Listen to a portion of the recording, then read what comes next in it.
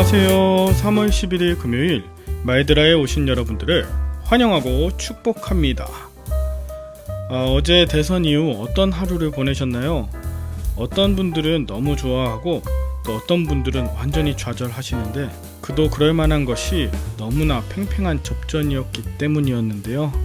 중요한 것은 이제 이 분열과 갈등의 국면을 지혜롭게 헤쳐나갈 수 있는 진정성 있는 노력이다 싶습니다.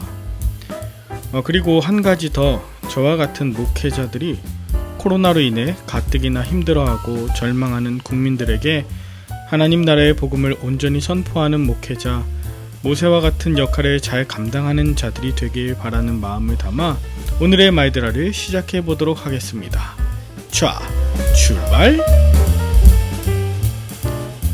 자, 오늘은 출애굽기 5장인데요. 특별히 어제 본문 4장에서는 하나님이 모세를 설득하며 트라우마로부터 회복시키셨고, 마침내 오늘 5장에서 드디어 모세가 아론과 함께 바로 앞에 서는 장면이 나옵니다.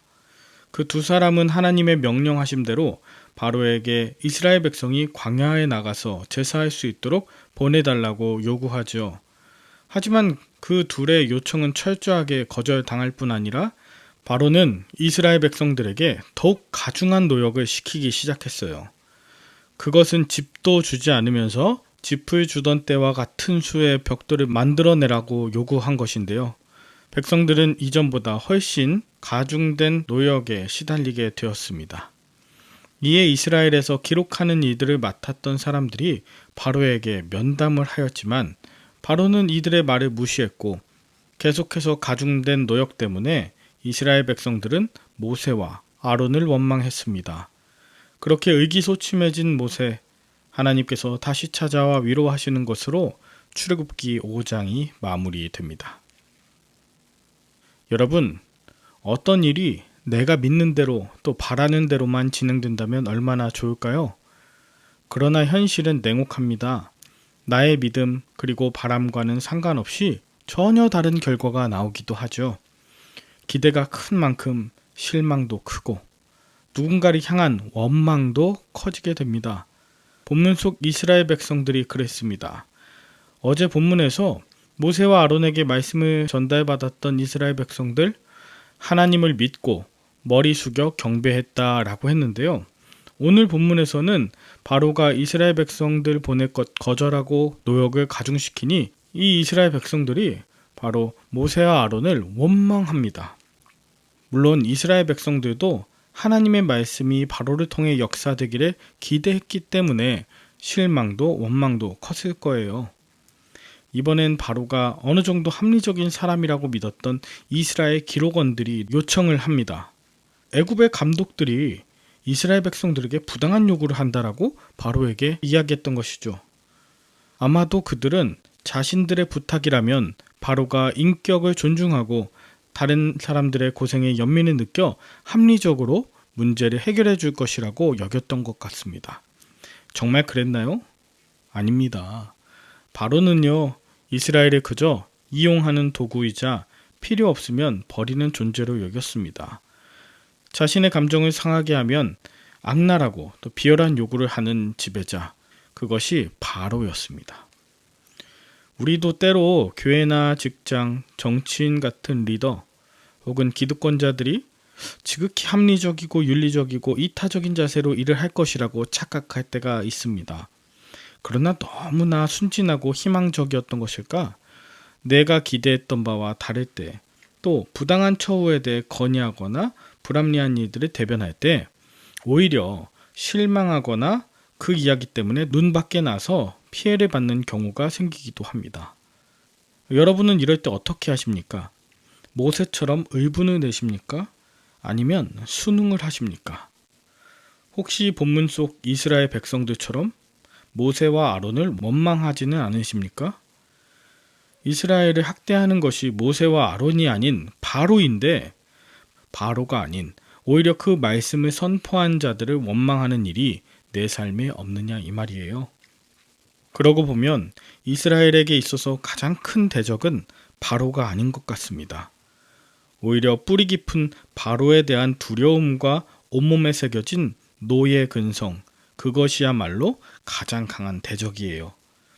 당장 눈앞에 이익이 되면 그것이 정이건 불이건 상관없이 좋아하며 경배하지만 고난이 다가오고 기대한 대로 일이 이루어지지 않으면 다시 환애굽하고자 하는 노예 근성. 이스라엘은 출애굽한 이후에도 하나님이 아닌 또 다른 바로 같은 것을 숭배하거나 스스로 바로가 되기도 했습니다.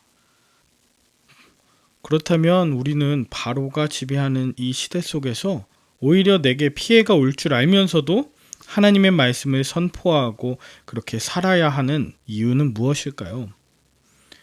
여러분, 그러한 과정 속에서 하나님께서는 모세에게 바로가 호락호락할 것이라고 단 한 번도 말씀하지 않으셨죠. 오히려 바로가 쉽게 말을 듣지 않을 거라고 몇 번이고 각오하라고도 하셨어요.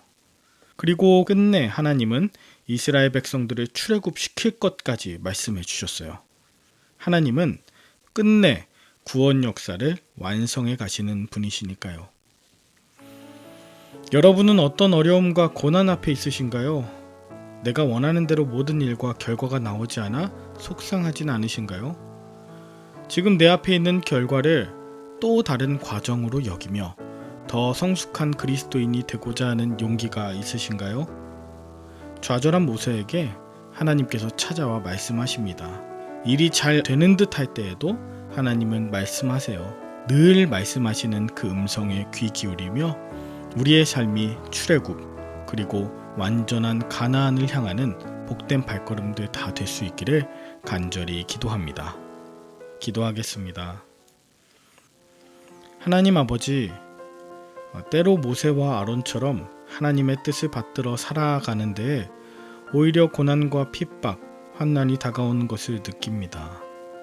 또한 더욱 가중된 고역을 치르는 이스라엘 백성들 같은 자가 있습니다. 주님 기억하여 주시고 또한 계속되는 폭격과 전쟁으로 인해 어려움을 겪는 미얀마와 우크라이나 백성들을 주여 살펴주시옵소서. 불쌍히 여겨주시고 위로하여 주시옵소서.